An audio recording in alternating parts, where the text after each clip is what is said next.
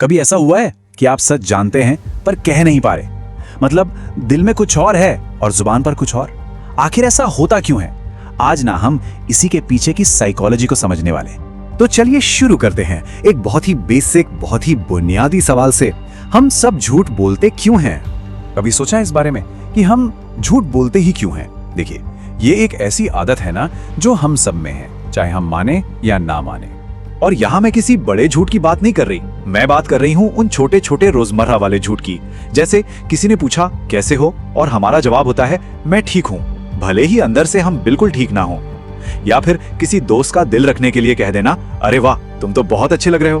तो सवाल ये है कि क्या ये बस एक आदत है या इसके पीछे कोई गहरी साइंस, कोई साइकोलॉजी काम कर रही है? तो आज हम इसी साइंस को थोड़ा गहराई से समझने वाले हैं। हम बात करेंगे पिनाकियो इफेक्ट की और जानेंगे कि हमारा दिमाग आखिर झूठ को अपनाता ही क्यों है और कैसे। तो ये पिनाकियो इफेक्ट आखिर है क्या चीज?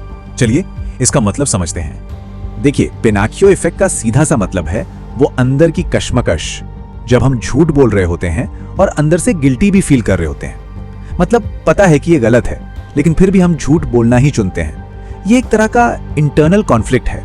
हमारा दिमाग ना एक बहुत ही दिलचस्प बैलेंसिंग एक्ट करता है। वो लगातार सच और झूठ को तौलता रहता है। मतलब वो हमेशा ये कैलकुलेट करता है कि सच बोलने का क्या नतीजा होगा और झूठ बोलने का क्या। और इस पूरी जद्दोजहद का, इस बैलेंसिंग का एक ही मकसद होता है, सोशल सर्वाइवल। साइकोलॉजी कहती है कि हमारा दिमाग बस हमें समाज में बचाए रखना चाहता है।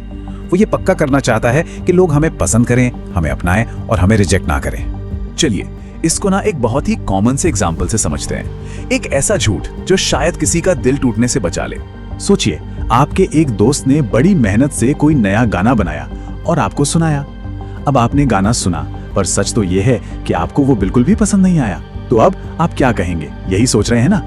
और हमारे मुंह से क्या निकलता है? भाई मस्त है ना? ये एक छोटा सा झूठ है, पर सवाल ये है कि हमने ये कहा क्यों? क्योंकि उस एक पल में हमारे दिमाग ने फैसला ले लिया था कि दोस्ती सच से ज्यादा जरूरी है। हो सकता है सच बोलने से दोस्त का दिल दुखता और शायद रिश्ता भी बिगड़ जाता। इसे कहते हैं सोशली एक्सेप्टेबल लाई। मतलब एक ऐसा झूठ जो किसी की फीलिंग्स बचाने के लिए या फिर किसी रिश्ते को बनाए रखने के लिए बोला जाए। तो देखा जाए तो हर झूठ बुरा नहीं होता, लेकिन जब ये छोटे छोटे झूठ बार बार बोले जाते हैं तो क्या होता है? धीरे धीरे हमारा दिमाग इन झूठों का आदी हो जाता है।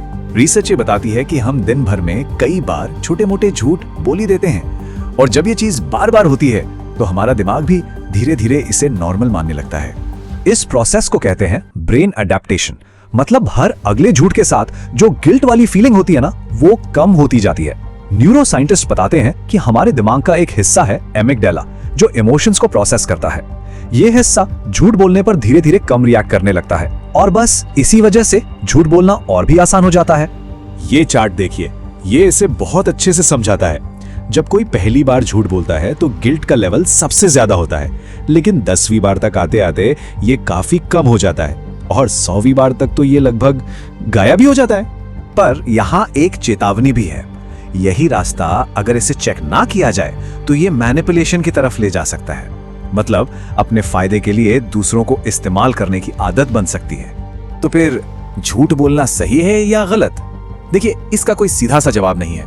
ये हिम्मत और समझदारी के बीच का एक चुनाव है। ये एक बहुत ही नाजुक बैलेंस है।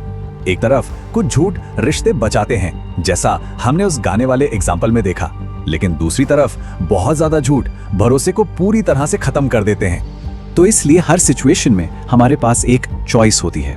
कभी कभी सच बोलना हिम्मत का काम होता है, तो कभी कभी किसी रिश्ते को या किसी की फीलिंग्स को बचाने के लिए बोला गया झूठ समझदारी कहलाता है। तो आखिर में ये सवाल आपके लिए है। जरा सोचिए, आपने आखिरी बार झूठ कब बोला था और क्यों? वो हिम्मत की कमी थी या समझदारी का फैसला?